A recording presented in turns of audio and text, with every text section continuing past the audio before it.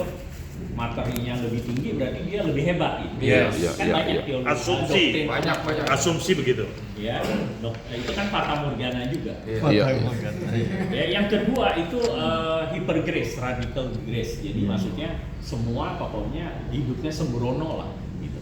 Ya, doktrin hypergrace. Yang berikutnya adalah doktrin pelayanan. Jadi kalau jabatannya lebih tinggi, pelayanannya lebih banyak, dianggapnya dia lebih kudus atau lebih suci. Dianggapnya levelnya di awang-awang lah. Kalau yang lain nggak ada, kan pelayanan nggak harus dilihat. Ya kan? Dan Alkitab mengatakan nggak ada jabatan, tapi jawatan. Jawatan itu fungsi, bukan kedudukan atau jabatan gitu. Kadang orang berpikir kalau kedudukannya tinggi, jabatan itu dianggap lebih gimana gitu ya. Ini kan persepsi. Kan kita ngomongnya jawatan itu berfungsi nggak? Jadi jangan orang bukan berarti jabatan kalau emang dia diberi kepercayaan atau itu ya, tapi yang lebih bukan posisi tapi fungsi. Lalu doktrin apa? Penderitaan. Kalau dianggap lebih menderita, lebih kan ada tuh doktrin seperti itu kan. Lalu ada lagunya apa?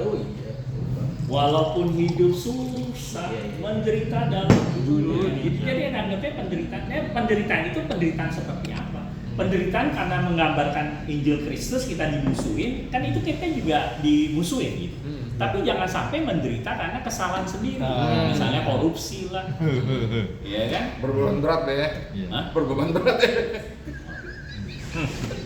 Jadi ada jawaban, kuncinya udah tahu, luar biasa. Ya. Lalu berikutnya adalah ya tadi sempat ada gembala-gembala upahan.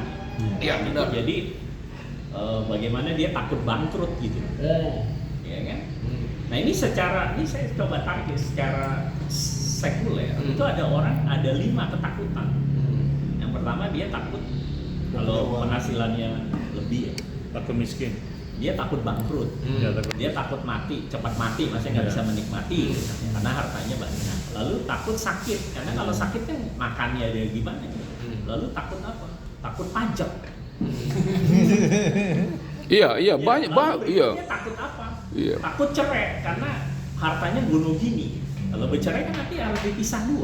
Mereka kan sebenarnya takut akan Tuhan. Ini intermezzo aja dari saya untuk melengkapi aja. Lalu tadi juga rasionalitas ya, tadi ada IQ ya biasa. Iya. Rasionalitas kalau nggak terkendali bisa menjadi rasional jadi transaksional. Iya. Datang ke sini ilusi gitu, fata morgana gitu. Tapi setelah itu nggak langsung SQ, ada lagi sebenarnya EQ, emotional quotient. Tadi kan ada folder juga kotak gitu ya. Tapi kuadran yang paling ini ya SQ, spiritual quotient. Ya, jadi ini pertama untuk kita bisa kehidupan spiritual ini kita bisa berbagi kehidupan, kan Tuhan Yesus berbagi nih kehidupan dengan 12 murid, lalu ada pengikut. Yang pertama yaitu mengasihi, ya kan? Harus mengasihi dulu, dasarnya kan kasih. Iya, betul. Dasarnya kasih. Betul. Yang lalu mengampuni. Iya. Mengampuni ini berarti forgive dan forget. Iya. Ya, jadi bukan hanya forgive tapi forget juga udah dilupakan. Jadi jangan diingat-ingatin lagi. Lalu setelah itu yang memberi itu bukan materi tapi waktu juga, perhatian juga, care. Jadi ini kita, kalau saya singkat ini jadi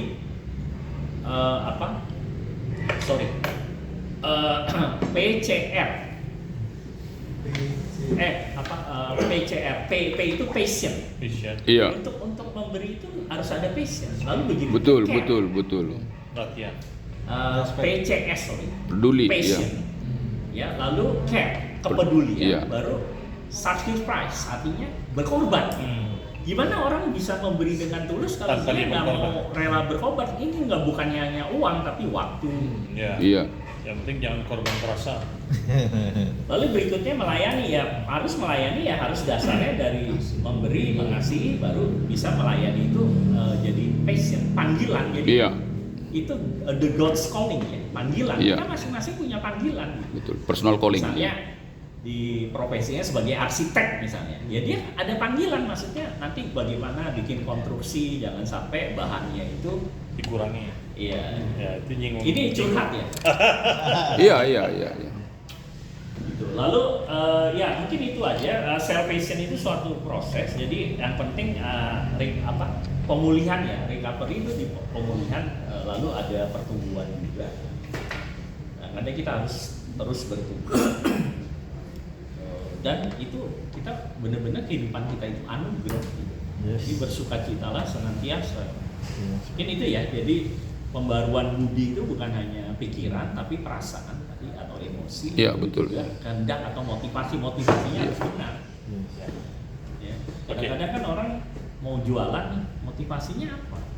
Target. Ya itu nggak apa-apa kalau emang ditarget gitu. Kan kalau orang marketing kan biasa target.